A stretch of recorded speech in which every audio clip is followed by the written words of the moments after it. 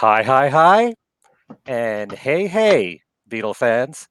Welcome to another edition of Talk More Talk, a solo Beatles videocast. This is a bi weekly show in which we talk about the most successful solo careers of all time, and that coming from, of course, John, Paul, George, and Ringo, the Beatles.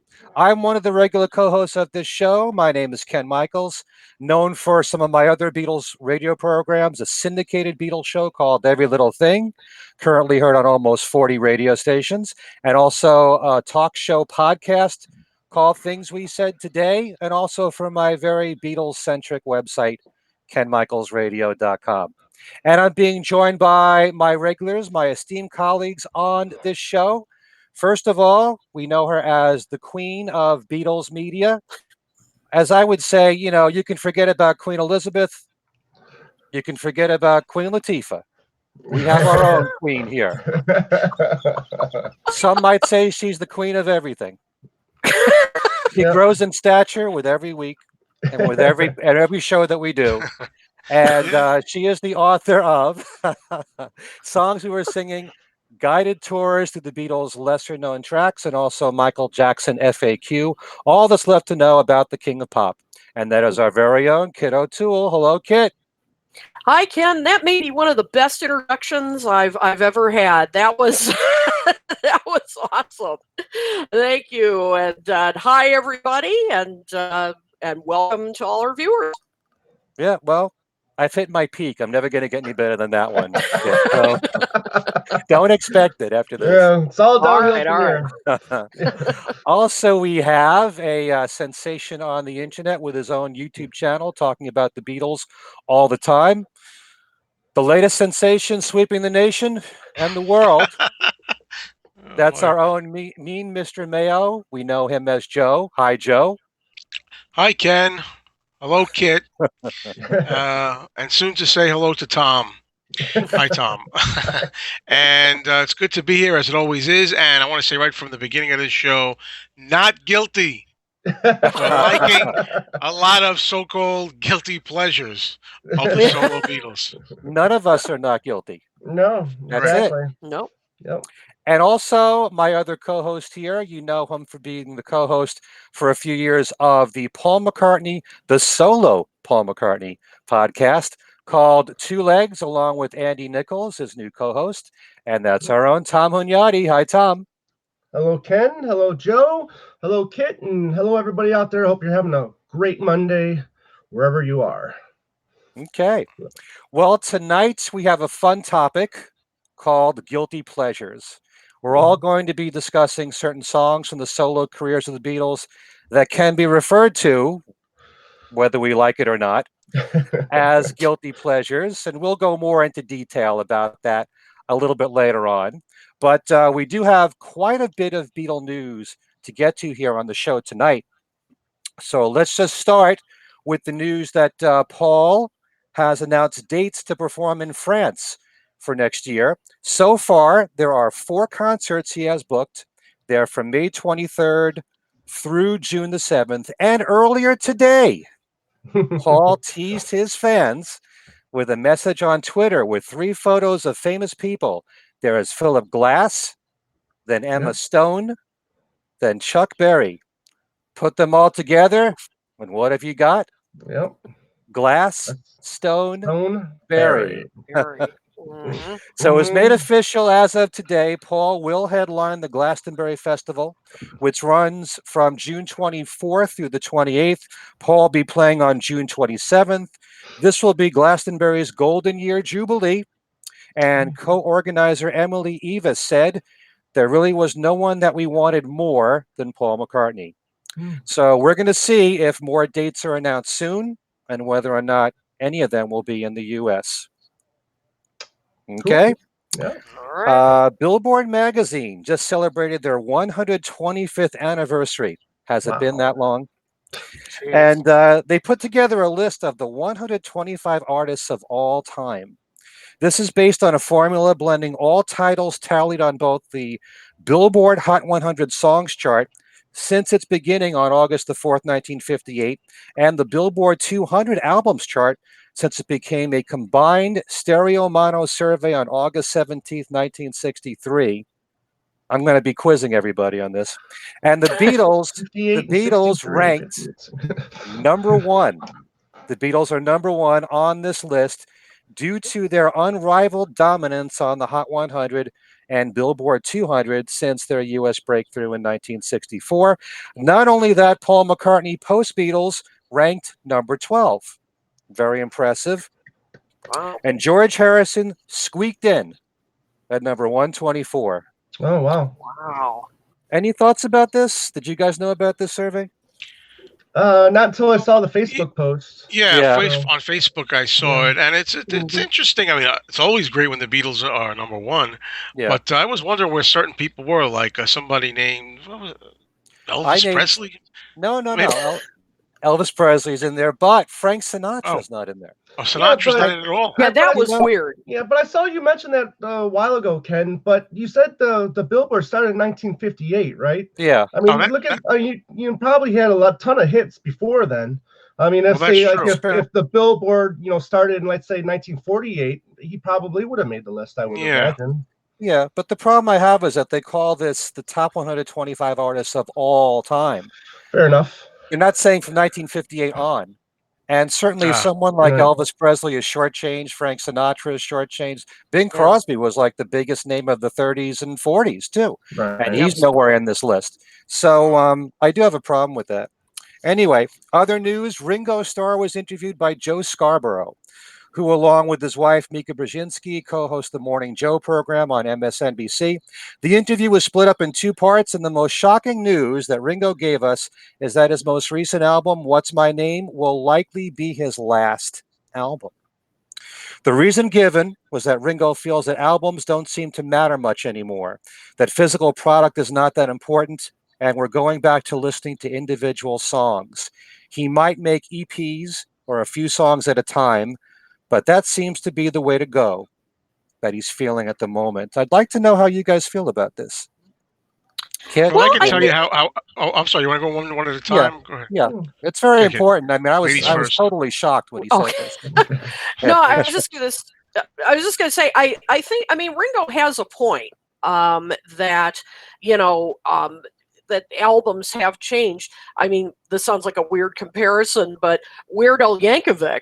And I remember when he came out with his last album, he said a similar thing. He said, I don't envision myself doing full-length albums anymore. It's going to be more like singles. And in Ringo's case, I think he said maybe like kind of more EPs. I think right. And, and also, I mean, he's almost 80.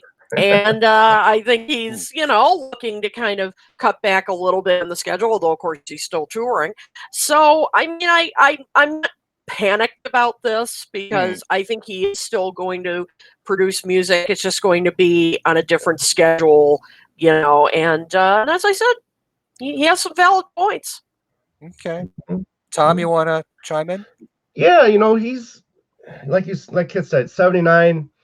He hasn't done great on the charts these last, 18, 20 years, which is fine, but he's been still putting out quality music, whether you like it or not. This last album is a very exceptional, great album, and I think he should build on that myself, personally.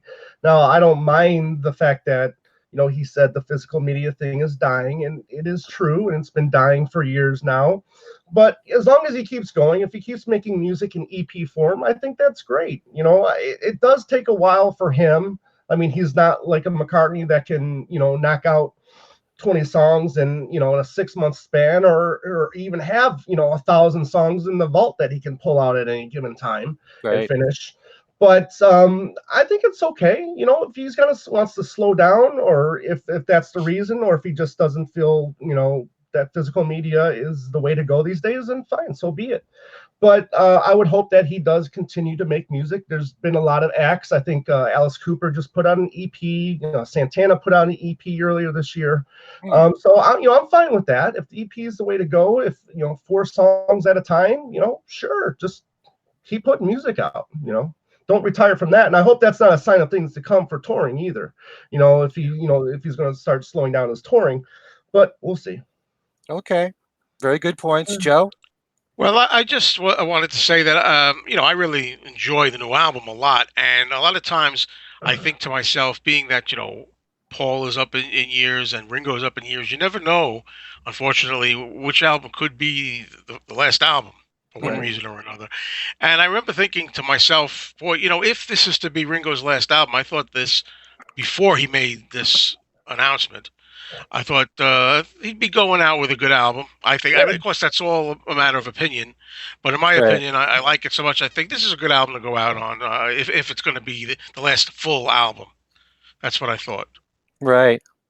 For someone like myself, I still love physical product. I Yeah, still love Oh, me exactly. buying too. Sure. CDs, and Yeah. certainly from you guys, you buy, every version of all the releases, the colored vinyl and everything else.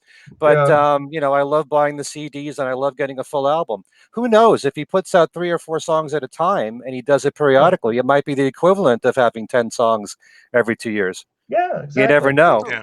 Yeah. Plus, he's got 20 albums of us for us to look back on, and maybe that'll give an opportunity for people to maybe take those albums under consideration and give them a listen. And it Very didn't seem Well, like a yeah. definitive statement, too, from what I could see. Like it wasn't like flat out, that's it. Like he right. was thinking this might be my last album while he was making it. I think he said he was thinking that, Hmm. but I don't think it was confirmed. 100%. Right. He could So always we'll see change what his mind. happens. Yeah. Yeah. Yeah, Okay. absolutely. Also, he talked about his photography in his new book, Another Day in the Life, how he has always loved taking photos. He now takes them off his iPhone, and he loves capturing images in the moment, whatever he finds interesting. Joe Scarborough also brought up the Beatles and whether or not Ringo ever felt that their fame was so intense and immeasurable that with their loss of privacy, if he ever felt it wasn't worth it.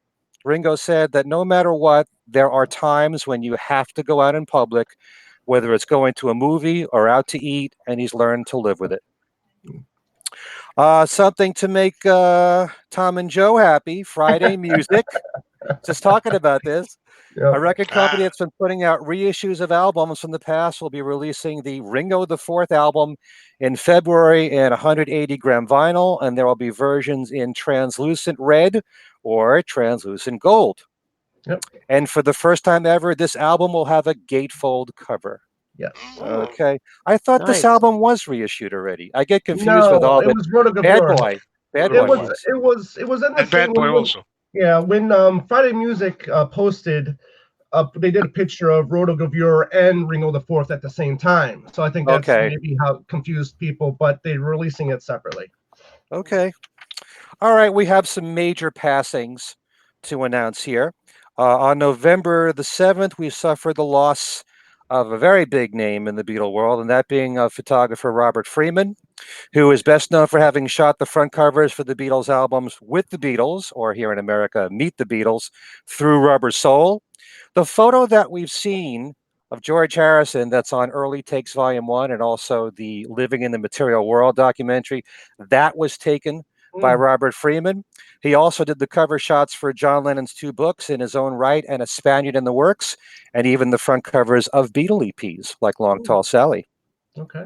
Very big loss there, and Paul McCartney put out a nice tribute on his website for Robert. Also, another photographer, Terry O'Neill, passed away. He took pictures of iconic figures like Frank Sinatra, David Bowie, Winston Churchill, the Rolling Stones, and the Beatles. And actually, Robert Rodriguez posted a nice video tribute to Terry with photos of the Beatles that look to be from 1963 through 65. Plus, there are familiar shots that we've seen, though I didn't know it was Terry's photos of George from around the time of the Dark Horse album. Also, Ringo's marriage to Barbara Bach with Paul and Linda in attendance, and George and Olivia, and young James there. Also, photos from the Carl Perkins TV special, and it looks like he took Broad Street, give my regards to Broad Street era photos, and later George Harrison photos, including one with a young Danny. Mm. Terry was 81 years old. And then finally, there is the death of Pauline Sutcliffe at the age of 75. She was Stu's sister, and she will always be a controversial figure in the history of the Beatles. As being the spokesperson for Stu's life and his estate, she authored 2 books on Stu and co-wrote the screenplay for the 1994 film Backbeat. In her book from 2003, she claimed that John and Stu were lovers, and also that a brutal fight that involved Stu resulted in John hitting him, which was the cause of his death. None of these allegations were ever proven to be true.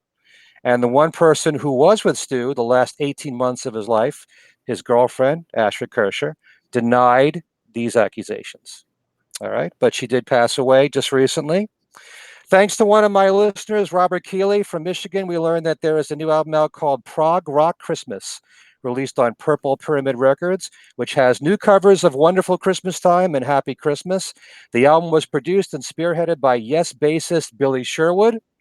Wonderful Christmas Time is done by Sherwood and Patrick Moraz, and Happy Christmas was performed by the late John Wetton. And the album was released on November the 1st. What was the name of that? It is called Prog Rock Christmas. Prog Rock Christmas. All right. Yeah. Very important news that we all received from Kit. I couldn't wait to announce this here on the show. One of the top chefs of New York, Enrique Olvera, took part in a survey in the Wall Street Journal a few weekends ago. Oh, yeah. And he revealed that his most listened to album is Paul McCartney's Press to Play on Spotify. And right No now, comment. I'm letting my co-host know that he will likely be the first guest that we have here on this show. He deserves it. Let's hear it for Enrique. Yeah. Okay. Oh, boy. Oh, Do you have a problem with great. that, Joe? No. Good answer. All right. Oh, wait, look at the time. Okay. I think we mentioned this before, but Ringo's latest album, What's My Name, debuted on the Billboard album charts at number 127, but it fell off the top 200 the week after that. I have heard, however, that it made the top 100 in the UK and the top 40 album charts in Spain. That's funny about the UK thing, because traditionally they always do, his albums do better here than in the UK. That is true. Who knows why? Yeah. And a reminder that this Friday, Paul's new single, Home Tonight and In a Hurry, is being released digitally. Next week, it comes out on vinyl picture disc. The Beatles singles box set also comes out this Friday, and Harry Nilsson's album, Lost and Found, of Harry's last songs he worked on, produced by Mark Hudson and featuring Mark, Jim Keltner, Klaus Foreman, Jimmy Webb, and Keith Nilsson, Harry's son. That's also coming out. Wow. This Friday. That's all the news I have. Cool. Before we get to our main topic, Kit, I know you have some news you want to share about a very funny man that you just saw in concert. Yes, I had the distinct pleasure this past Saturday of seeing John Cleese. He's currently doing sort of a speaking tour, and he's calling it John Cleese Does It Again. And it's as you would expect, it was just such a fun evening. The memories that he shared about the Python years, his and all the films and Fish Called Wanda. It was just, if he comes to your town, you owe it to yourself to go. To be in the presence of a comedy legend. One of the things he talked about, and this didn't surprise me, but it was very nice.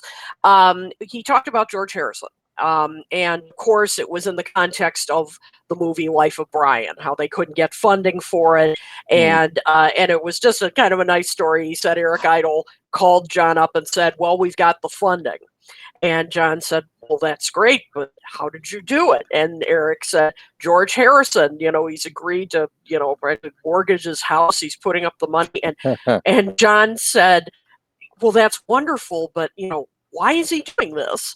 And Eric said, "Because he wants to see the movie." I could just hear George. Yeah, I can hear George saying that in his dry wit. Yeah, exactly. I could absolutely absolutely picture that whole conversation. So it really, was really nice. Showed a photo of George, and so it was just, nice part of the show. So a little Beatles connection there. Yeah. Very cool. Very You cool. also saw him post a photo of him with Ringo and Peter Sellers. Yeah, it's really weird that he posted a photo of himself with Peter Sellers and Ringo on the Magic Christian set, Right. and he was mainly talking about Peter Sellers because, of course, they worked together and knew each other, but never mentioned that Ringo was in the photo. It was really weird. I had to hold myself back from yelling, "What about Ringo?" But I thought, nah, that's kind of rude.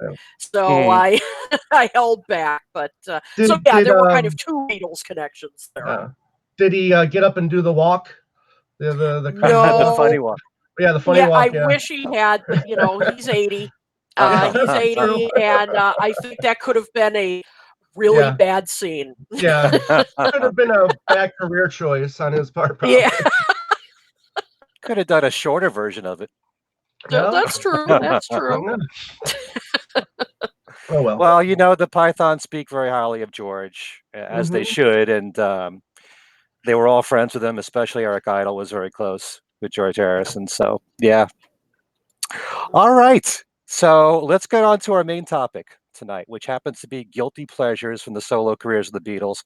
I have to admit that the phrase guilty pleasures is one that I truly hate because it kind of implies that we should be embarrassed to like these songs. And I'm proud of the music that I like to listen to. We should all be proud of whatever it is that we like. But there are certain songs that over the years develop a reputation, whether they're warranted or not. And because of that, sometimes people are afraid to admit, hey, I like this certain song. So what we're going to do is each of us have selected 3, we might do more, of songs that we feel fit into this category, even though we all admit it's nothing to be ashamed of to love these songs. So anyway, who wants to start? Let's see. Why don't we start with Joe? Oh, thanks. Okay. Thank you for that honor. Well, I'm trying to narrow it down. I've got like 6. I'm going to try to think of the best 3. I'm going to start with John, and I'm going to go with a song that's really a cover that he does, and it's from of course, the Oldies album, the Rock and Roll album, and it's his version on that album of "Sweet Little 16" that I enjoy. And it often gets slammed because, of course, it's no hard rocker. It's not like upbeat, up tempo, like it's supposed to be. It's more like, I think he even called it the dance hall version, if I'm not mistaken. It's kind of like a tango or some kind of a slow, I don't know, just grab your partner and do a dance kind of thing. But I enjoy it. I enjoy it mainly because John is really intense in the vocals. He's really like getting into it, and I like the passion with which he's shouting it out. Is really why I like it, and it's got a groove to it that I enjoy. It's no Chuck Berry, but I think that one is kind of underrated. And that's I have another John, but I'm gonna go on to Paul, I think, next. And I'm going to go, there's 2 I have here. I'm going to go right now with a song I like, Spies Like Us. A lot of people put Spies Like Us down, a lot of fans. I think it mainly comes from the lines like, hey, hey, what do you say? Someone took the plans away. It's from the movie. It's supposed to be a song for the movie of Spies Like Us, the comedy. So I can excuse that. But moreover, I like the fact that it really rocks. Paul really gets into this. Some really good guitar in there. And as it picks up near the end, it really gets pretty intense and exciting, the way he really gets into it. I think it's a good rock song. Yeah, well, you could nitpick words, but hey, Bebop Alula didn't have the greatest words. A lot of most classic rock songs that started it all didn't have these fantastic words. I just think it's really rocking. So Okay. I like that one. That's 2 for me. I think I'll try to, as much as I want to stick with John and Paul, I'm going to go with a Ringo one. Um Ringo, we were talking before the show, and I think it might have been Ken brought up a good point with Ringo. A lot of times, it's kind of more like people just kind of think of Ringo in general as the person as Mm. having like not so good stuff. But there is one song that I know a lot of people kind of like you know kind of chuckle about and everything. Stop and smell the roses, or stop and take the time to smell the roses. The Uh-huh. title track from the Mhm. Right. written with Harry Nilsson, I think. Am I Yes. right about that? Uh-huh. Mhm. The thing is, it's a tongue-in-cheek, completely tour de force for Ringo. It's supposed to be a joke and let's have a laugh. Mhm. And nowhere is this more evident than if you watch the video that was made for this, Right. where he's having a blast and doing all these kind of crazy things. I mean, if you like the Beatles doing "You Know My Name," look up the number. This is crazy right along those lines. I have a lot of fun with it. I take it in the spirit that it's intended in. I don't sit there and take it seriously like he's doing this serious song and oh, what a disappointment this is. It's so embarrassing. It's supposed to be crazy. It's supposed to Right. be a delightful romp, and I love it. Okay. Anybody want to bounce off of Joe's 3 choices there? Because Um, I have a few things I'd like to say. yeah, I mean, But if you guys want to yeah. go first, I think the only thing, I mean, I think Spies Like Us might be the more favorable of the three. I can see more people liking that one than not, in just my opinion. But I still think it's a good pick. I may have picked that too, but yeah, it's a good song though. hmm Yeah, we've got a number of commenters down here that, by the way, keep sharing your favorites. You have some great choices here. She's But About a yeah, Mover is a great cover from Ringo's it song. is. I love it. I Yeah. Nothing forgot to be about that. ashamed of, nothing to be guilty about there. It's No great. way. Yep. Yeah, this is a judgment-free zone, by the way. So yeah, One so good feel song. free. It's the one good song on Old Wave. Yep. Oh, Just let stop. it. Oh, I'm just having fun. I'm Oh. just having fun. I know it you're may making not it agree Uh-oh. with sound me. you're making Uh-oh. it sound hopeless, and it's not. Mhm. I actually Yep. like Hopeless. I like I- Hopeless. Yeah, I Hopeless. love hopeless. I love Hopeless was hopeless. a modern day Oh My My. Yeah, exactly. Mhm. Oh, It's Yeah, very much like But that. just want to mention, yeah, Spies Like Us has gotten a lot of votes hmm yeah. as a guilty pleasure. Cool. So Joe, I haven't you're seen right them. in That's cool. line. Yeah, there's a bunch of comments, and there are a lot of different suggestions here. But yes, Spies Like Us has come up numerous times, and I agree, it's a fun song. And the beat is great, and as you said, when he goes kind of nuts at the end, when it really speeds up, but it's fun. Hmm. Yep. Yeah. Yeah. I happen to really love Sweet Little 16. I love Oh, John's great. version of it. Sometimes when you slow down a song a bit, it can be more intense. And I never thought I could feel that way, but I do in certain songs. And in many ways, John's voice carries the song. Mhm. John's voice is the edge in that song. And I love the whole arrangement of it. It's kind of strange. There was the recording of To Know Her Is to Love Her from those sessions, which didn't end up on rock and roll, but it's so much slower than the original. And yet it builds and it builds, and then John's voice screams. I mean, that's part of the excitement in listening to a lot of that music is John's voice. John's voice was magical. He had one of the greatest rock and roll voices. So I do like that arrangement of Sweet Little 16. Spies Like Us is lower on my list here of guilty pleasures, and I've always loved that song. I love the whole sound. I love the production of it. I love Paul's drumming on it, which is really Yeah. cool, which you see in the video. The bass line, especially in the middle of the Yeah. song during the instrumental Yes. section, very, very cool. And I would love for him to do that one live. It's not Oh, that yeah. vocally demanding. He No, might it's be able to not. do and that. Yeah. Yeah. and the part at the end where it rocks, like you said, Kit, I love the song for that, you know? Mhm. Some really good choices. Stop and Smell the Roses is more like a novelty record, Mhm. Yeah. Novel. which That's a good works, way of putting it. It's a you know, novelty record. yeah. Song. but it works the way it was executed.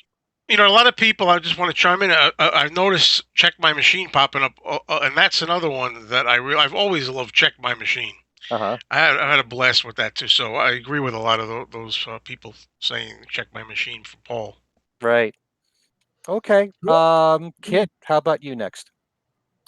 Oh my goodness. Well, um, where to begin? No. Well, let's begin with Paul. By the way, somebody just mentioned Press. Yes, that's wonderful. And Wonderful Christmas Time, that almost made my list. I don't care. I love it. And but what I'm going to focus on is, Paul did a number of more dance oriented songs, and some of them were remixed, and these have really gotten bashed over time, and I think it's ridiculous. I think some of them were well done, and my pick was "No More Lonely Nights," the play out version. The horns on it, love the horns toward the end. It's just a different take on it, different arrangement. And I still enjoy cranking that. Love the ballad version. I mean, I love that too. But I think that play out version is just it's another dimension of Paul, and as I said, I just get sick of people bashing his dance remixes, and I think that was one of the best. Just for me, just a great compliment to the ballad. For George Harrison, "Ding Dong Ding Dong." I just, yes, it's people have said, oh, it's so terrible take on a New Year's Eve New Year's song. It's pure George. It's just there's some humor to it. The video is hysterical too, and I just I play it on well, I play it other days too, but New Year's Eve for sure. I think he just had a lot of fun with it, and I'll take it to All Lang Syne. I like it better. So there's that one, and then my last one is Ringo, and he doesn't do this song anymore. It was a hit, but the No No song. I've always enjoyed it. I think it's really funny.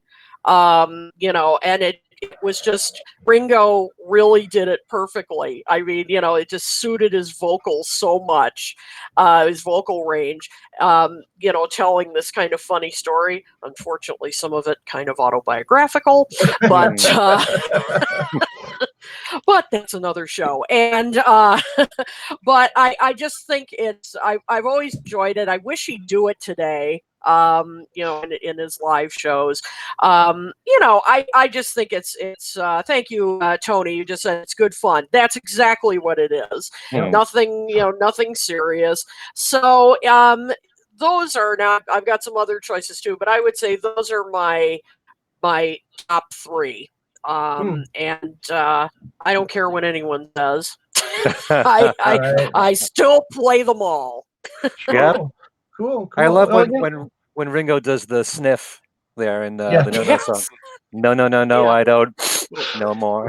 That's a song that he should be still doing, I would think, in his repertoire live. The first time I saw him, I was fortunate enough to see him do it live. So really, yeah. Oh, that's cool. He hasn't done the No No song for quite a while now. Right. No. Yeah. But regarding Ding Dong Ding Dong, I think it's very repetitive, and I think maybe that could be one of the things that turns people off on that song. And you only got really got one line of actual lyric besides ring out the old, ring in the new, and ding dong ding dong. And then my George song that I picked is actually the same way. It just I like the lyrics better than this one, but I still enjoy Ding Dong Ding Dong for what it is. Yeah, that's exactly it. And I do love ring out the false, ring in the true. It's kind of. And how many New Year's songs you got? Unless I'm missing them. Very few. Right? Very few. That reason alone, the novelty of it alone. Exactly. There's Barry Manilow. Yeah. He's got one. Yep. Oh, that's a better song. Yeah, that's true. Yeah. Fogelberg. Right. Yeah. Yeah, Okay. That's yeah. kinda I cool. do like the play out version of No More Lonely Nights a lot because I think it Mhm. took a lot of imagination to take the exact same words that was in the ballad and have a different melody behind it, you know? And of Exactly. course, a completely different arrangement and tempo. I thought that was Mhm. very cool to do. Yep. I agree. Yeah. And as I Yeah. said, I've just heard so many negative comments about his more dance oriented stuff in his remixes. And, I don't know why. Yeah. It's just a different take, and it's it's fun. And Yeah, that song, as I said, it's with the okay. horns. I enjoy it. Hmm. Enjoy Yeah. that version. Yeah. Yeah. Yeah, cool. Cool. Tom, how about your list? All right. Well, you know, most of mine are kind of ballady in a way. Because I just think, a lot of times, people tend to just toss the ballads to the side for whatever reason. But for my Paul, I don't understand it. Why most people don't like the song? It was a number one hit. In 1973, and I think it's just because it's just silly lyrics again. I think people have just you know come to grow tired of it. But I think My Love is an excellent song that I think has Mhm. from time to time gets a bad rep, probably because from all the whoa whoas and Yeah. and silly lyrics. But I mean, you can't um, excuse the excellent guitar solo in that song, and Oh, and and gorgeous. and, and Paul's lyrics. I mean, Paul's singing vocals in that song, and backed up with Denny and Linda. It's a beautiful song, and I think it's a song that if it's on the radio, I turn it up. If I'm driving, I'll sing it out loud. Don't care if who's next to me looking at me all weird or whatever. I don't care. But Hmm. it's a great song. Yeah. For my John song, I think I think a lot of people don't like this because it makes them feel uncomfortable, maybe. And that is "Woman is the Nigger of the World." It's a song that I do enjoy listening to, but it's not something that I play purposely. If it comes up on my iPod, during rotation, I won't skip it. Something that I've always enjoyed in a way. I don't, discount it as a bad song just because that album's a bad album or people perceive it as a bad album. And I Hmm. think maybe that's why another reason why maybe it gets a bad rap. Not only does it make people feel uncomfortable, but it's on what people call a bad album. So that's got that going for it as well. But I think John's vocals, like you said, Ken. I mean, a lot of those John songs, it's all about the vocals, and I think it's a really good vocal, especially at the end when he's screaming, make her paint her face red and dance. Yeah. I mean, I think that's really Yeah. really moving. For the George song, again, I'm a big ballad junkie, and the songs from Architecture and another album that has bad rep from so-called Beatles fans or whatever. But um, I Can't Stop Thinking About You is a song that I've always enjoyed. I know it's very Whew. repetitive, kind of like Hmm. Ding Dong is, but for whatever reason, it's just that line that I've really come to enjoy. I can't stop thinking about you. And you can say that. I mean, that could be the only lyric in this song, and I'd be fine with it. It Yeah. is. But it's something because of the fact that I used to travel so much, and I just that every time that song came on, I just always think of my wife, whenever I was out of town. So this just has a lot of sentimental feelings for me. So whenever I play that song, so it's I think it's a beautiful song. So those are my Wow. three at the moment, and I'll have some to share later. Well, I was with you, Tom, 100% on My Love. I really think that's a great song.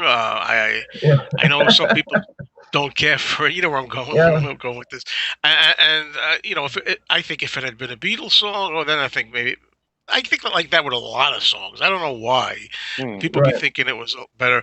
I enjoy that, and also really good bold choice there with "Woman Is the Nigger of the World." I think that's A song that I don't have it on my list, but now that you mention it, yeah, I really enjoy that song. John sings it really well, with a lot of passion. It's got a strong message, and it's a pro women's song. Right, exactly. People shouldn't be too thrown by the use of the N word in it. Mhm. Uh, and where I think I lose you, though, my own opinion is can't stop thinking about That's fine. you. I had to do that, but Yeah. Now this is a no judgment song, Joe. Yeah.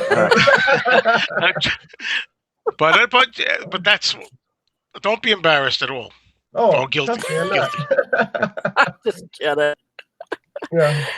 Yeah, it's funny. Yeah, Woman is the Nigger of the World made my list actually. Okay. For John. And yeah, I put that as well. And I think it was fairly recently, it was bizarre. It was like there were some people who suddenly discovered this song, and I saw some online discussion about it, and oh my god, John used the N-word and the whole thing. But of course, when you listen to the song, Right. it Right. makes sense. Yeah. Right. And I think John used a loaded term on purpose, Right. to get our attention. And I've always, I think the message of the song is very powerful. Certainly brave for Mhm. him to do that. And then Yoko, I mean, was very much a co-writer. Right. And you can hear her. I mean, even just in the lyrics alone, you Yeah. can hear her voice. Right. And so, yeah, I completely agree. I think that one is underrated, and people need to get past the Right. initial shock and Oh, really word. listen to the Right. message. You Yeah, and mentioned Yoko, Kit, and Yoko came up with the title. This song was written pretty Yeah, much from That's true. Yoko. Yeah. that's right. Used the quote of Yoko's.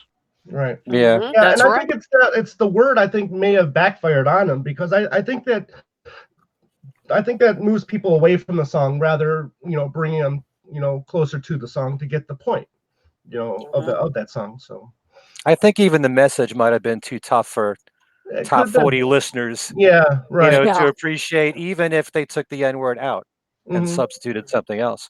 But Right. Yeah. those are three really good choices there, Tom. But I Yeah. don't see how anyone would say "My Love" that the lyrics are so bad. I mean, I Well, really I don't. think I they're mean, more corny than anything. I don't know if bad's the right word, but over the last 10 years, looking at forums or Facebook pages or whatnot, uh, I have noticed that it does get bashed quite often. Yeah. hmm, Hmm. maybe with all the whoa whoa whoa Oh, whoas, so yeah, I maybe, think that's yeah, you what it know. exactly, is. Yeah. yeah, yeah, I don't yeah, know. I think there's some hmm good lyrics there. When the yeah, cupboard's Yeah. bare, yeah, I'll yeah, still yeah, find something there And with my love. it's happening absolutely. a lot to silly love songs as well. It's a Hmm. which is another one I noticed is getting bashed mercilessly recent times, online and things like that. Yeah, All but right. Yeah. good, good tip. Oh no, Kit. just that Silly Love Songs has gotten a number of votes Yeah, cool. down here. So Right. Oh, so good. yep. And also, "Woman is the Negro of the World" is probably the one song I would single out as one that I appreciate so much more today than I ever have before, and I love everything Yeah. about that record. It's a great record. Mhm. It's a great message in the song too, Right. Yeah. and it does show Yoko's influence there in the lyrics. I love the sax playing, Yeah. in Oh Yes. yeah. that song, and the Yeah. Of course. orchestration, and it's Right. really a cool record in the way that it ends, the Right. way that it suspends. We make her Yeah. Yeah. paint her face and dance, and Dance. it doesn't have an ending that resolves itself. It just keeps Yeah. fading like that. It's Yeah. really strange. I love an ending like that. Yeah, and I But think I mean that's where Yoko's influence. I mean, like you said, Kit and Ken. I mean, if the Beatles were still together, I highly doubt that John would have even thought about writing a song like that if it wasn't Right. for Yoko coming into his life. hmm, So Agreed. possibly. yeah. Okay. All right. So how about my three? Yes. Let's hear And it. I must say that I couldn't think of any guilty pleasures when it comes to John or George. It's very easy. Paul is such an easy target because Yeah. his music is all over the place, and a lot of people can't accept the different styles of Paul. They might like the rocker Paul, but they don't like the ballady, schmaltzy Paul, or the kind of person that would do something like "We All Stand Together." You know, that's the genius of Paul McCartney. The fact that well, on the one hand he could do "Helter Skelter," on the other hand he could do "We All Stand Together." Um, but the three that I picked, first of all, is "Wonderful Christmas Time," Yeah. which I can't understand how that song has been bashed so Yeah. much in recent years. It is one of my all-time favorite Christmas songs, and of all the more contemporary Christmas songs. And it's not Hmm. just because it's Paul McCartney. I love the song itself. It's got a great melody. It's so catchy. You hear it a Yeah. couple times, it's stuck in your head. I think it's very Absolutely. well constructed. You know, Paul has the habit, and I think I've brought this up before, of coming up with songs that sound like he could have written it in 5 minutes. Hmm. But we shouldn't begrudge the guy because he has that talent. But Wonderful Christmas Time sounds like it could be written very quickly, but there's a lot of different sections in it. There's the verses and the chorus, and Hmm. then the part that goes, the choir of children sing their songs, and the ding dong part, and it all flows together very well. It sounds very upbeat, Christmassy, like a Christmas song should, and it always puts me in the Christmas mood. Christmas season does not start for me until I hear Wonderful Christmas Time. Mhm. I say it on my show, on every little Right. thing, every single year. I love the song, and yet it keeps on getting listed as one of the worst Christmas songs ever, and Yeah. I just don't get it, you know? Yeah. And there have been a lot of cover versions now of Wonderful Christmas Time, like I just mentioned before in the news. Same with Happy Christmas. That means a lot of people still dig the song. A lot of people want to cover it. Still gets lots of airplay, and I don't think it deserves all the criticism that it's gotten in recent years. Cool. So the second one, which I know a few people here have listed, is "Mary Had a Little Lamb." Hmm. Yes. I love that song to death. I always have. And even though it wasn't that big a hit in America, it did prove to be a top 10 hit in the UK. And I think melodically, it's so well structured. It's a great 3.5 pop song. I Yep. love the modulation at the very end that goes up in key. I like the la-las in the chorus, same as the whoa-whoas in Marley, but the melody is really great. Mhm. Paul is the master of melody. He's Yeah. able to write all these great melodies that stay in your head. And, so many people are critical of him, the fact that he could do a song like that. And I know that it was said at the time that he was doing it because Give Ireland Back to the Irish was banned in the Right. UK. But I know for a fact that Paul wrote Mary Had a Little Lamb before Give Ireland Back to the Irish.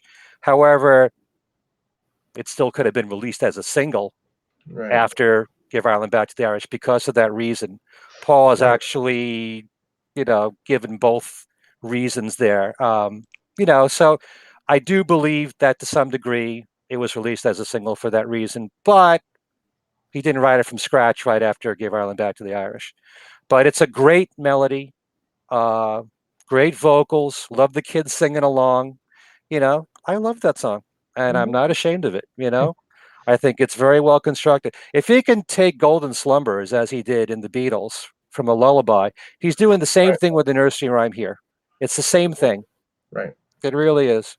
Um, and also, you're probably going to say I'm cheating here, Uh-oh. but I just want to place the duets that Paul did with Stevie Wonder and Michael Jackson, because it's hard for me to just pick one of them and say that's my guilty pleasure.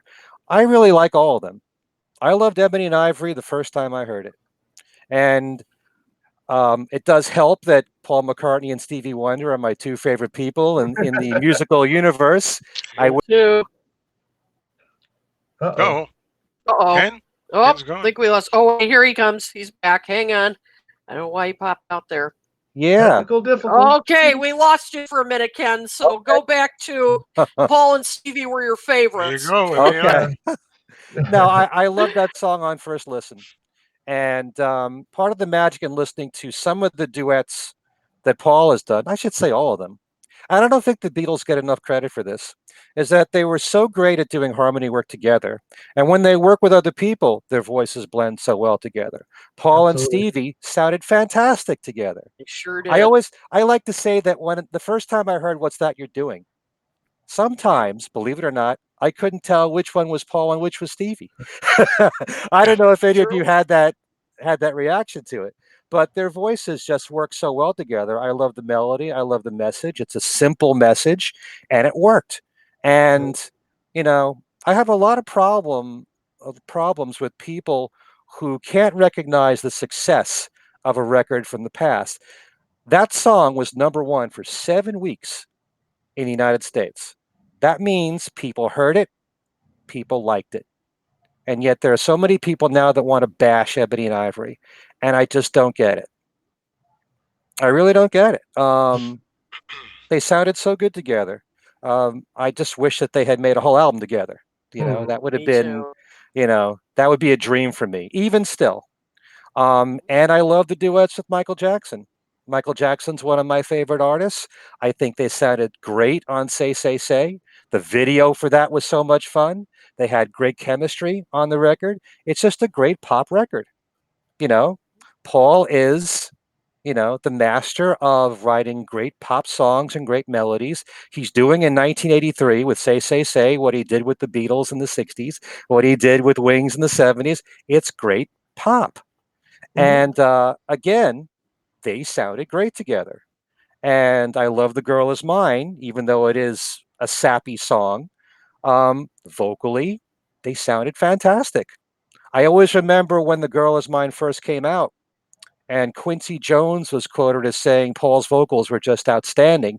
And I always remember listening to to The Girl Is Mine the first time, and hearing him hit that really low note, and then he also hits a high note. He's got this great range in The Girl Is Mine. But the two of them had great chemistry together on record. Despite everything else that happened between Paul and Michael, I still think they were fantastic together. I also love The Man, which is Yeah. very sappy as a song, but they harmonize so beautifully in The Man. But I love those duets. And a lot of people think that that was a turning point in Paul's career, that people didn't respect him after that because maybe he was relying on big names like Stevie Wonder and Michael Jackson when Paul was, come on, he's Paul McCartney. It's not like his career was going downhill at that moment. He'd come off of a number one song with Coming Up in 1980. You had two superstars together on all those records, and I liked all of them. You know, Yeah. Yeah. I like collaborations, Mhm. and they worked very well when it came to Stevie and to Michael. Yeah, I mean, some can argue that Ebony and Ivory wasn't like a real true collaboration because the song was already written and demoed Hmm. before he brought Stevie on. But it's still Stevie Wonder singing the song. He's still bringing that voice to that song, and then plus the message. The Ebony and Ivory. It kind of makes sense to bring on an African American, and especially one that that is worldwide known as one of the greatest artists of all time. Hmm. Which is a great song. But to Mary Had a Little Lamb, I think a lot of problem with that one is the fact that band members have trashed that song. I think Henry Yeah, was a Henry member was. that did. Yeah, they were Henry was, and probably I think embarrassed. maybe I think Denny may not have said was very favorable of the song at first, but I think he's come to appreciate it now. But when you get people from the band saying bad things about a song, I mean it's easy for people to be influenced by that and not necessarily give the song a chance, unfortunately.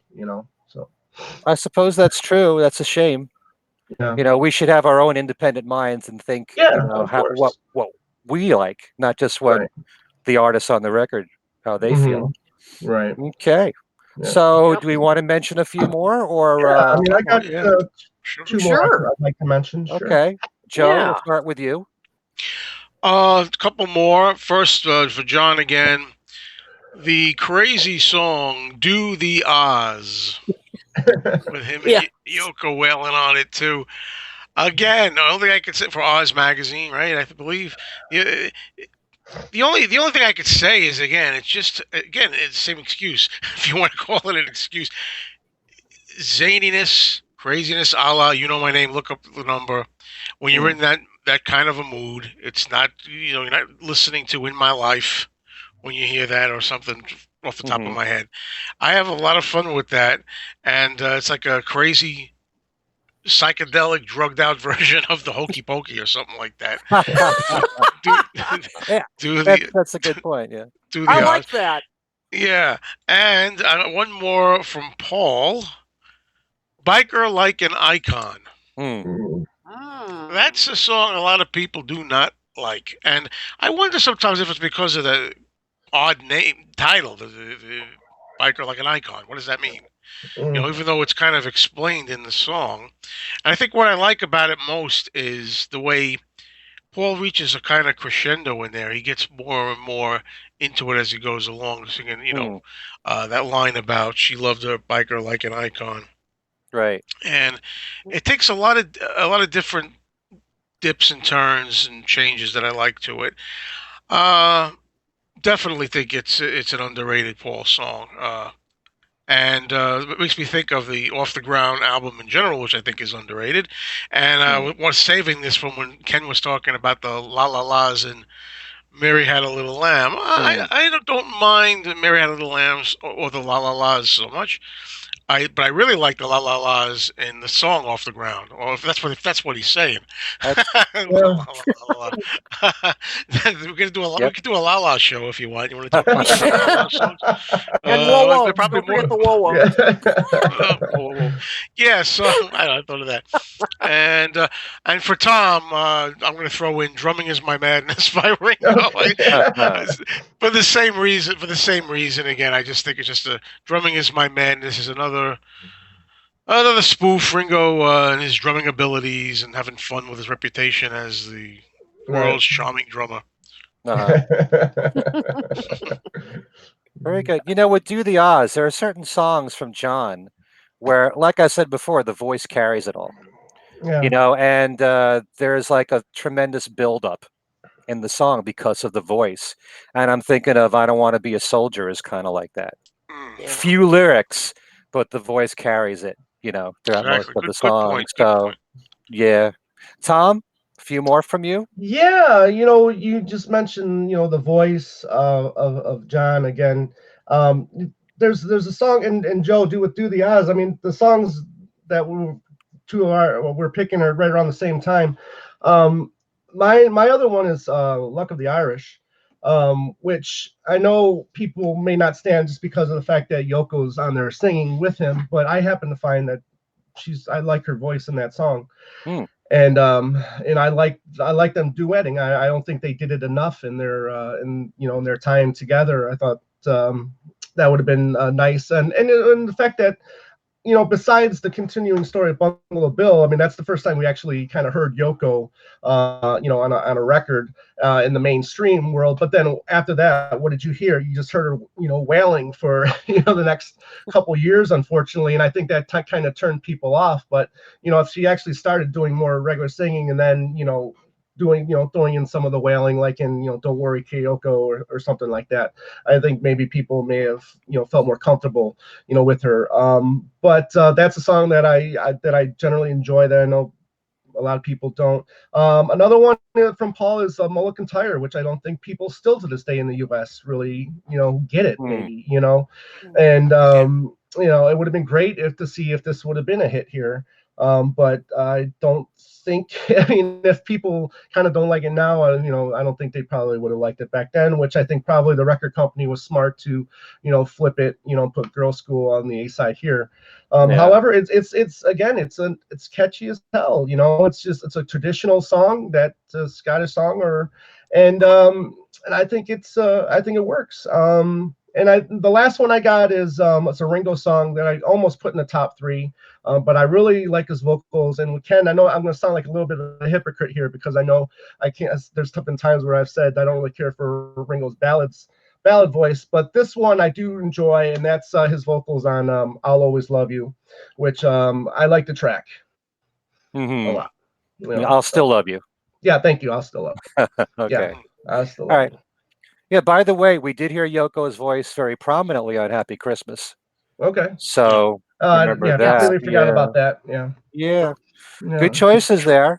yeah. Kit, a few more from you. Well, all right. Well, one of them is from John's Sometime in New York City album, which we've mentioned a little bit before, of course, and still a controversial album. But I do have a more a song that I've always kind of liked from there, and of course I'm talking about "Scumbag." No, no, I'm not. Was that No, the Queen? no. Was that the Queen? No, no, just thought I'd toss out, toss out and see what happened. No, um, actually, talking about Yoko's voice, I've always liked "We're All Water," um, because first So of do I. all, Elephant's memory jams on that. I mean, Mhm. they jam on the whole album, but wow, on "We're All Water," I think they really go to town, and the lyrics are really interesting. I agree. I mean, yeah, I mean, they really are. I mean, they're interesting on many levels, I know, but I mean, they're Yoko's making a point there. So I know Yoko sings lead on it, but obviously John had a great deal to do with it. I've always thought that was a really underrated track, and I thought her voice sounded good. I Mhm. I thought it really fit the tone of the song and the rapid tempo, and I mean Yeah. it's just yeah, I've just always really liked it. I can't fully explain why, but as I said, I just like the lyrics, and Gary Van Slyke, of course, props to him, his bass playing on that Hmm. whole album, and on that is just awesome. And then my last two, I think I'll throw in two Paul McCartney songs. One from Tug of War. I've always loved "Dress Me Up as a Robber." Mhm. I've really cranked that. I just like the little bit of a Latin influence in it, Right. and just great arrangement. Just very interesting chord changes. I've always liked it. I joke that I'm probably one of the only people that would love to see him do this live, but he never will. But I know, but I'd pay to see it absolutely. So that's always been a favorite. And finally, and someone else, I apologize. Somebody mentioned it way down in the comments, so I couldn't get to it immediately. Motor of Love. I don't know why this song gets trashed as I'll tell you. much as it. Yeah, I'm I think. trying to have I mean, fun. I'm trying to have fun with it.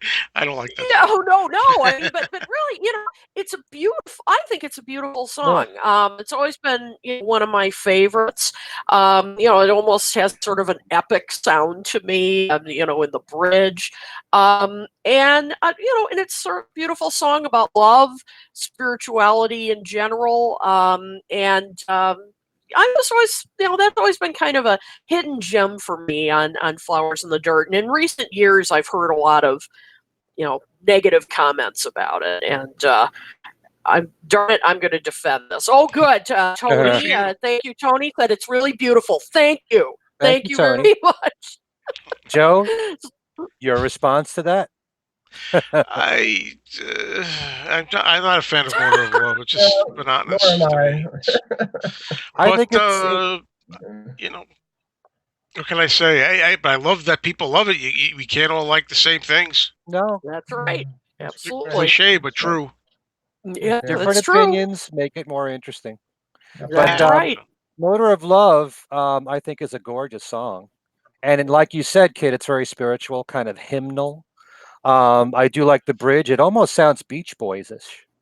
A little bit. Um, Yeah. and the only problem I've had with Motor of Love is that it goes on too long. Oh, I It's think Yeah. about Somebody six else yeah, minutes, mentioned that. but yeah, it It's true. really is a beautiful song. Definitely. yeah, Yeah, I love it. Anyway, a few others that I mentioned. Well, I did have yeah, Spies Like Us. I had Spies yeah, Like Us on my list. We All Stand Together gets trashed by yeah. people who don't seem to understand that it was for an animated film for children. Mhm. And it works on that level. And Paul is Right. so brilliant at doing that, including another song called Tropic Island Hum, which he also Mhm. wrote for another animated Yeah. short, which is brilliant.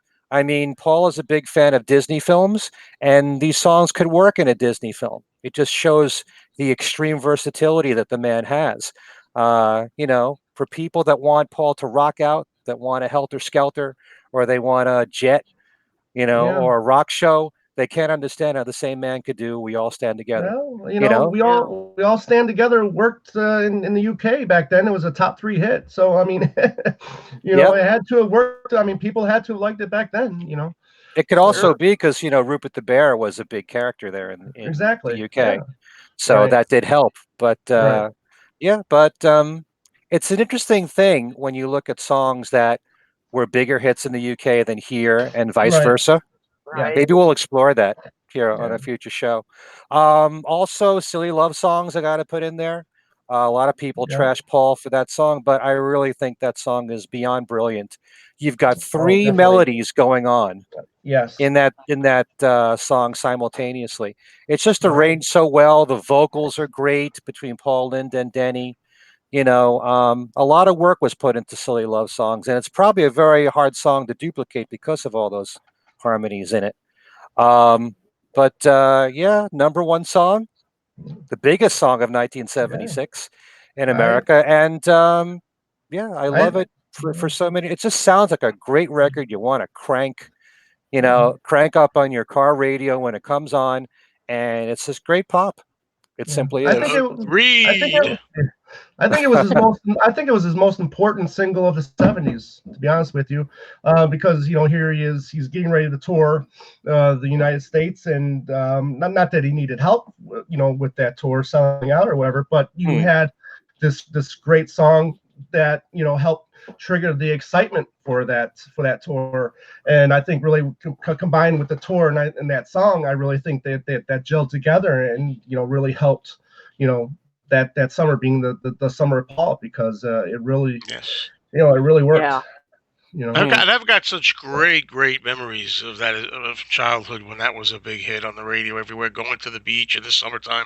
I Yeah. mean, it's not just a nostalgia memory. It's not, people might say, and they often do, you just like it because it's nostalgic. Well, no, I loved it at the time before it became nostalgia. I loved it when it was a Hmm. new Right. song. Right. But Right. I mean, I just love it. I don't, and the fact that it's so like simple in the way that he just says "I love you." He sings it. I think that's supposed to be the brilliance of it. That's the idea of it. You don't like Hmm. the only silly love songs quote that I'm doing. Well, here's Right. Right. another one for you. I love you. It's like what else? What could be more basic than singing that? Take Right. that. You know. And he So proved the critics wrong by having that Absolutely. song go all the way to number one. Absolutely. But yeah, that Yeah. that's good. that whole tour and that summer of 76 will always be special and magical Yeah. because of how popular that song was. Let 'Em In was the follow-up Yeah. single. That did very well at number 3. Mhm. You Mhm. even had Got to Get You Into My Life as a single. Yeah. And so Yeah. you had Paul with lead vocals from Wings and the Beatles in the top 10 at the same time. Right. How cool was that? Mhm. So Yeah. Yeah. yeah, And I so always mention that I'm glad you brought up "Got to Get You Into My Life" because I know a lot of people actually feel what I'm going to say. At the time, I hadn't really gotten past probably "Rubber Soul" at the time for the Beatles, and I thought it was a Wings song. "Got to Get You Into My Life" when it came out again. I didn't realize it was a Beatles song at that time. I was uh-huh. just really getting into those songs of the Beatles. Yeah, well, I kind of look at the Beatles catalog as all being one big catalog, Yeah. combining it all together. I don't really separate the two.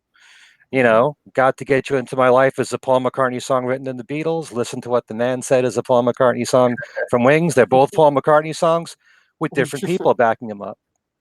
Mhm. That's kind of the way I see it. Anyway, Mark P commented before, and this is a song that I'm surprised we didn't mention, but Freedom is a song Mm. that is knocked a lot. Now, Yeah. I actually really like the song. It's Oh, another one of those songs where I feel like Paul wrote it in 5 minutes. The only the I only did. problem I've ever had with Sounds that song is that it's way too short. He only wrote a couple of verses, and the chorus is uh, great, and the vocals are so powerful, and it fit for the time for what happened on 9/11. And it's great that Paul came up with something for that concert. I just wish that he had another verse or two. Yeah. It would have made it a fuller song. But I never had a problem with Freedom, and a lot Mm. of people trash that one now. So Well, I I don't think trashed it now. back I then think too. I think a lot of people 2001. trashed it back then. Yeah, I don't. Yeah. why?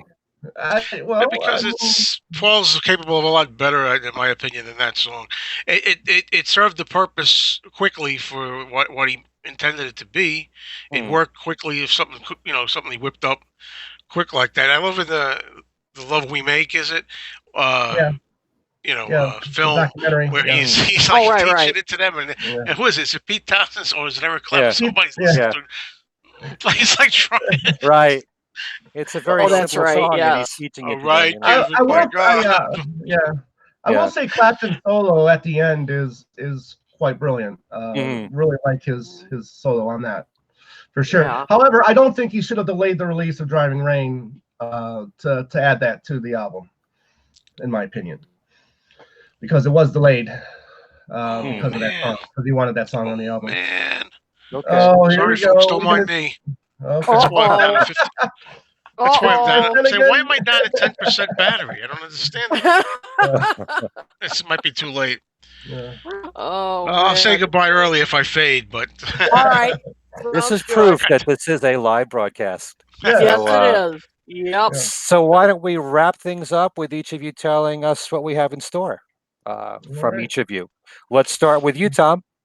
Okay, thank you, Ken. Two Legs took a short little break. My co-host Andy's been busy, and I took a little vacation with the wife. So we plan on being back this week. Unfortunately, we had a interview scheduled, but the person we had to reschedule. So hopefully we're going to be talking to Peter Inc. Carlins really soon, who wrote this book, the McCartney biography. It's currently celebrating its 10th anniversary, so that's kind of crazy. We'll be back hopefully this week. We're going to be doing a segment called Things We Bought Today, which originated with David and I back in the past. So we're going to finally do a whole episode on that. As well as all the latest news. If you want to reach us, you can email us at twolegspodcast@gmail.com. You can check us out on Facebook at Two Legs at Paul McCartney Podcast, Twitter and Instagram at Two Legs Podcast. So we're all over the place. I'm on Facebook too. If you want to, check me out and talk Paul or talk solo Beatles, whatever you want to talk about. I'm here, and I look forward to more episodes of Talk More Talk, and take it away, whoever's next. Okay. And Andy Nichols doing a great job as your co-host. Oh, absolutely. Thank you very much. He's phenomenal. Glad he agreed to do the show. Mm-hmm. Joe, you're next. Okay, before my battery runs out, well, you can subscribe to me. Subscribe to me at YouTube on the Mean Mr. Mayo channel. And one of the most recent videos I did has to do with collecting, in the sense of, if you look around, you hear, when is collecting too much? Do you feel like it's too much sometimes? Why do we collect? That kind of thing. That's a video I did that's got a good response, and it's one of my newest ones. So check that one out. Mm-hmm. Cool. Okay. Kit, how about you? Well, I'm happy to say my columns are back. Deep Beatles went up last week, inspired by our recent country show where I talked about what goes on. Today, just today, my soul column came out where I talk about a great Junior Walker and the All Stars song, "Shakin' Finger Pop," just a jam. One second, Kent, didn't he have a son named Junior Walker Jr.? Yeah, that's right. I always get a kick out of it. He's got a sense of humor.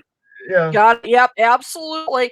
I'm also still looking for suggestions for my annual Beatles lovers gift list, holiday gift list. You can either just look me up on Facebook, and you can send me ideas. I'll post about it again on my Facebook page, and you can make comments. I want to know your suggestions as to what you think were some of the best releases of the year. And this Thursday, I'm going to be doing my monthly solo show.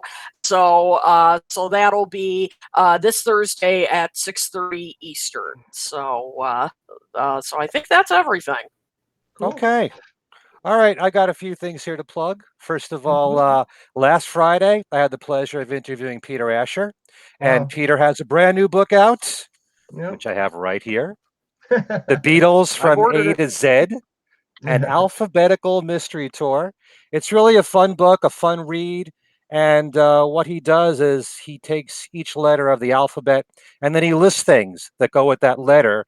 And he shares his memories, his feelings about songs, albums, people, musical instruments, any part of Beatle history in this book. So, he could start with A, with And I Love Her, and then talk about a person whose name starts with A, and it's really a good, fun read. And I have a page called Interviews Page 4, which has my latest interviews on there. And you can listen to my brand new interview with Peter on there. And also on my Beatles trivia page, you can win Peter's book. Not only Did, that, oh, did he mention himself when he got to the P's? no, he didn't. Oh, too bad. Oh. He's a humble guy. Yeah. And then we have this book called Solid State. Yes. Oh, yes. It's by this newcomer on the scene named Ken Womack. Actually, we all Heard of miss that Ken. name? Where have I heard of that name? And I now have copies of that to give away on my Beatles trivia page. We're hoping Cool. to have Ken back on the show in January. Although our own Joe right here, has been doing such a great job. And we all thank him Thanks. for all the wonderful Yeah. work he's been doing as our co-host. Yeah. Not only that, not only can you win Peter Asher's book or Ken Womack's book, but I now have the new, well, not new anymore, but Right. DVD or choice of Blu-ray for Imagine and Give Me Some Truth combined on the same disc. Great one. And really cool to have them both together. Yeah. Nice. And the picture is just so good. The remastering, Sure there is. was remixing done on Give Me Some Truth, I think. And I've got Beatles trivia on my website. Play the game Famous Groupies, which starts tonight. And my other podcast show, Things We Said Today, there'll be a new one posted Thursday or Friday this Oh, wow. week. Cool. Okay. So I think that covers it all. To get in touch with us, Kit, Yep. you probably have it all memorized. Sure. Yeah, you can. I don't remember any of this. Yep. Oh, and I viewer said the Talk More Talk crew should be picked up by the Beatles channel. Well, Oh, from your thank lips you. to God's ears. Thank you very Thank much. you. Hey. Appreciate that. Thank you very much. Okay, thank you. Whoa, whoa, whoa, whoa. If you want us to be picked up, we should just can the singing. Yeah, exactly. Yeah, I'm down to that's 4%. right. Well, you're okay, Tom. Yep, But okay. Joe, Oh, So- thank you. Okay, cool. All right. Let me just get so you can contact us at talk more solo talk at Gmail. You can look us up on Facebook and join our page. Hit the like button so that you'll be notified of all new episodes. You can also reach us. Oh, no problem. Reach us on Twitter at Talk More Talk 1. And I think that's everything. And of course, you can. This episode will be up soon, and you can watch us on YouTube. Subscribe to our YouTube channel, and you can hear us on iTunes, iHeartRadio, virtually any platform you can think of. And let us know what you think. I what's never with saw all this this? one. Tom, what's with showing all these album covers? I don't know. I found them all while I was on vacation. So okay. Had a great success while on vacation at record stores. So, Okay. yeah. I'm glad you picked up the Johnny Cash. Oh yeah, I was surprised when I saw it. Yeah, absolutely. I have it on That's- CD, but I can't wait to hear it on vinyl. So. Yeah, Oh. that's the one that has New Moon Over Jamaica with Paul and Tom T. Hall. Yep. Yeah, Absolutely. very cool. All right, so I guess that brings the show to a close. Yep. Thanks so much, everybody, for tuning in. That was our fanfare. Yeah. Oh, okay. See you in 2 weeks. Mhm. Yes, thanks for tuning in. For Tom and Joe and Kit, I'm Ken Michaels. Thanks for joining us. Peace and love. Piece of love. Absolutely. Well, Autographs. Take care. I'm warning you.